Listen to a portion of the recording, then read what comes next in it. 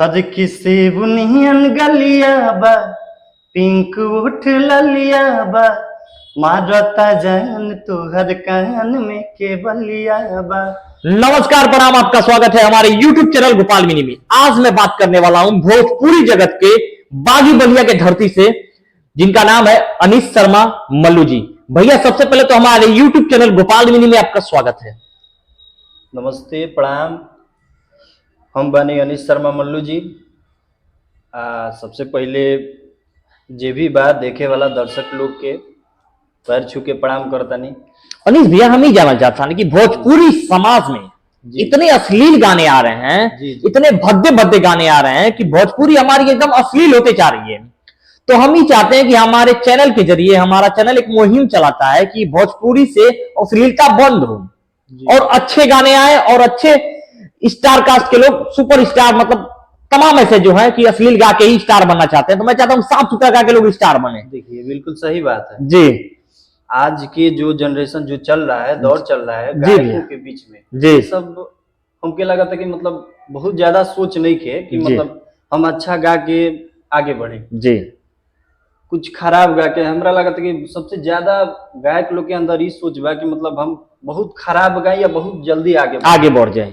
ठीक, बहुत ज्यादा व्यू से मतलब हमार व्यू लगे, ट्रेंड गाना ट्रेंड करे जी। लेकिन सबकरा सोच में ही नहीं कि मतलब अच्छा गाना होके जी, अच्छा शब्द होके जी, अपना घर में गाना बाज सके, जी, हम बैठ के सुन सकी, बजा सकी, जी, अब बैठ के वो गाना के आनंद ले सकी, मनोरंजन कर सकी। जी, जी, जी। तो भैया हम ये जानना चाहते हैं कि कौन आपका ऐसा बढ़िया गाना जौन हो के, जौन आपके मन के भावत हो के, तो हमारे सब्सक्राइबर को सुना सकते हैं एक मुखड़ा। बिल्कुल, हम तो ज्यादा से ज्यादा सैड सॉन्ग गाइला। तो भैया सैड सॉन्ग एगो हमारा दर्शक खातिर गा के सुना सकता नहीं?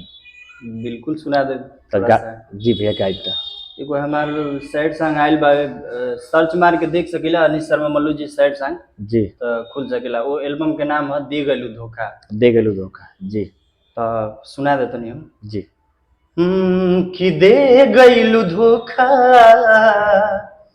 यही उमरिया में, कि दे गईलू धोखा यही उमरिया में, तोहके बसौले रहे दिल के भितरिया में, तोहके बसौले रहे दिल के भितरिया में। और भी बातें बहुत ज्यादा बातें सैड सॉन्ग। भैया के आशीर्वाद रही और भैया के चैनल बाटे, भैया के सब्सक्राइब करी और देखी।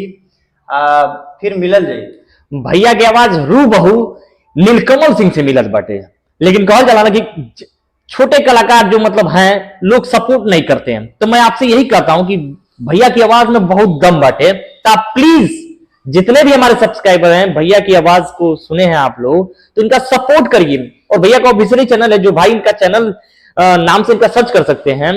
बस हमारा नाम काफी बाटे जी, अनीश शर्मा मल्लू जी के नाम से, मतलब जे भी सर्च करी, यूट्यूब पे जाइए, सारा गाना भैया का सैड सॉन्ग मिल जाएगा। कहीं प्यार और के चक्कर में तो नहीं ना आप, जैसे आप सैड सॉन्ग गा रहे हैं, इसका मतलब यार जख्म बहुत गहरा है, कहने का रीजन ये है। लव के चक्कर की बात नहीं के जी। साफ बात ई बा कि सबकर क्वालिटी होला, सबकर अंदाज होला, सबकर एगो सीख होला कि हमारा एगो मतलब अपना प्लेटफॉर्म एक अलग रहे, एक अलग अलग चीज बा। जी।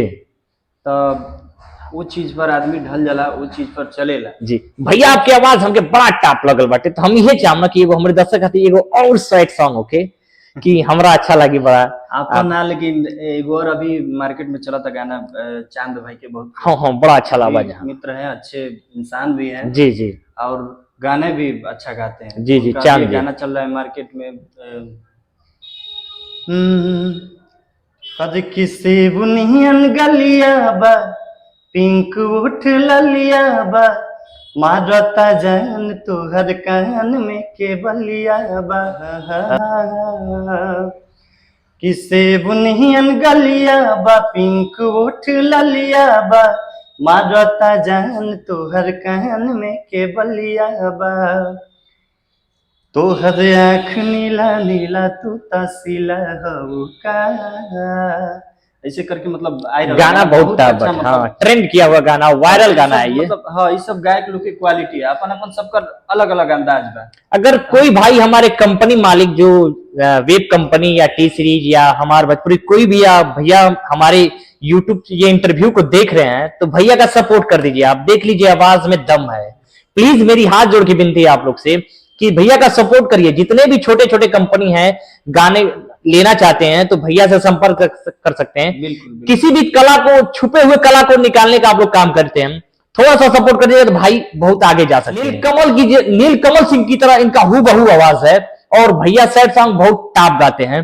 तो आपसे यही रिक्वेस्ट है, मैं फिर से एक बार विनती करता हूं कि भैया का आप लोग सपोर्ट करिए और जितने भी छोटे कंपनियां हैं भैया से एक बार संपर्क कर लीजिएगा कि आप अपना गाना दे दीजिए। और कोई भी स्टूडियो वाले हैं तो इनका भी सपोर्ट करिए। मैं यही चाहता हूं कि अपने यूट्यूब चैनल गोपाल मिनी के जरिए हमारे कलाकारों का सपोर्ट हो और जितने भी छोटे कलाकार हैं सबका सपोर्ट हो।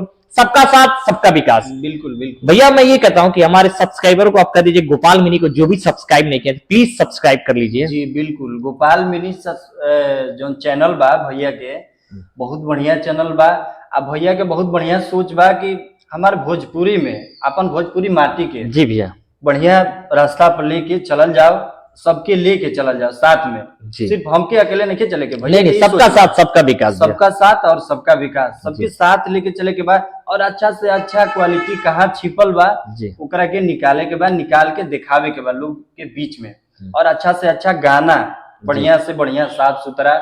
मार्केट में आज बहुत कम होता है, ना बहुत कम कम लोग सोचा था कि मतलब बढ़िया बढ़िया अच्छा से अच्छा स्वर और शब्द जी दिहल जाओ। जी। तो ई चीज के भैया के सोच बा कि ई चीज के निकालल जाओ।